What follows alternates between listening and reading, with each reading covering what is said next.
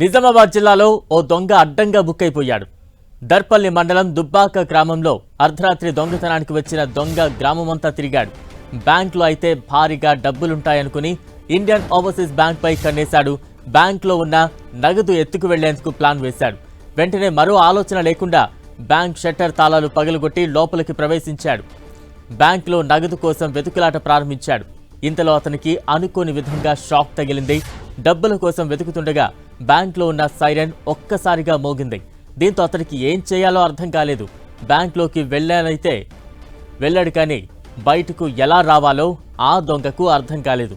బయటపడేందుకు ఎన్నో ప్రయత్నాలు చేశాడు, కానీ ఏవీ వర్కౌట్ కాలేదు. మరోవైపు సైరన్ మోగడంతో అలర్ట్ అయిన బ్యాంక్ సెక్యూరిటీ సిబ్బంది పోలీసులకు సమాచారం అందించారు. హుటాహుటిన బ్యాంకు చేరుకున్న పోలీసులు దొంగను పట్టుకునే ప్రయత్నాలు చేపట్టారు. దొంగ పారిపోకుండా బ్యాంక్ మెయిన్ డోర్కు లాక్ వేశారు. దీంతో ఆ దొంగ తప్పించుకునే మార్గం లేకుండా పోయింది.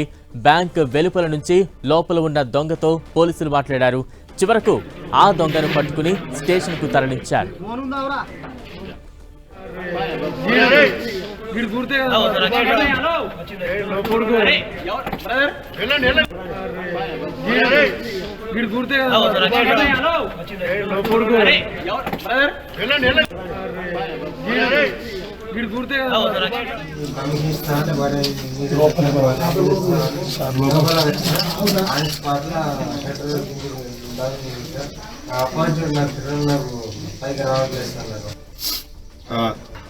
సరే ఓకే. ఇప్పుడు లోపల ఇప్పుడు నీ దగ్గర నీతో పాటు ఎంతమంది ఉన్నారా?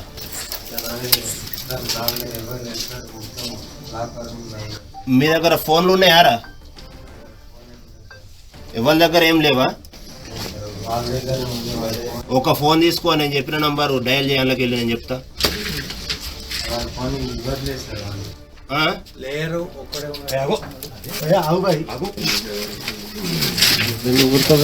ఇప్పుడు వాళ్ళ దగ్గర ఫోన్ లేదా?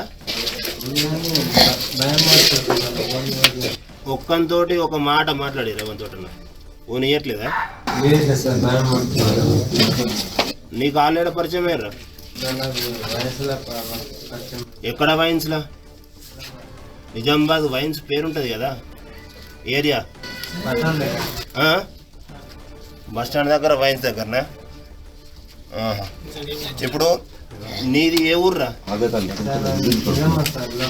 నిజామాబాద్ లోకల్ ఏదో అడ్రస్ ఉంటుంది కదా?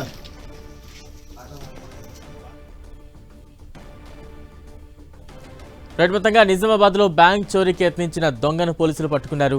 తాజా అప్డేట్స్ అందించేందుకు మా ప్రతినిధి ఆనంద్ పాల్ సిద్ధంగా ఉన్నారు. ఆనంద్ పాల్.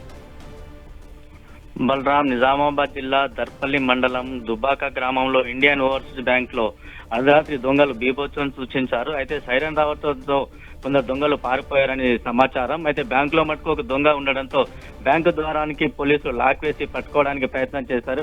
ఒకే దొంగ ఉన్నట్లు పోలీసులు అనుమానించారు. అయితే అతన్ని కూడా అదుపులోకి తీసుకుని విచారణ కొనసాగిస్తా ఉన్నారు. అయితే బ్యాంకులోకి దొంగతనానికి ఎంతమంది వచ్చారు, గతంలో ఏమైనా దొంగతనాలు చేశారు, ఇంకెక్కడెక్కడ బ్యాంకు లూటీ చేశారనే కోణంలో కూడా పోలీసులు దర్యాప్తు చేస్తున్నారు. బలరాం, ఆనంద్ అంటే ఇతను ఒక్కడైనా, ఇతను వెనక ఏమైనా ముఠా ఉందా? ఆ రకంగా ఏమైనా విచారణ సాగుతోందా? అయితే బ్యాంకులోకి ఒక ముఠాగా చొరబడ్డారా, ఎంతమంది వచ్చారనే కోణంలో కూడా పూర్తి స్థాయిలో పోలీసులు కూపి లాగుతా ఉన్నారు.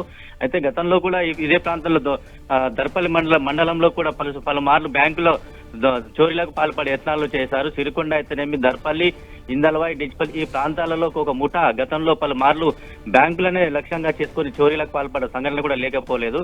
అయితే అదే కోణంలో కూడా పోలీసులు దర్యాప్తు చేస్తున్నారు. Right, thank you Anand Paul.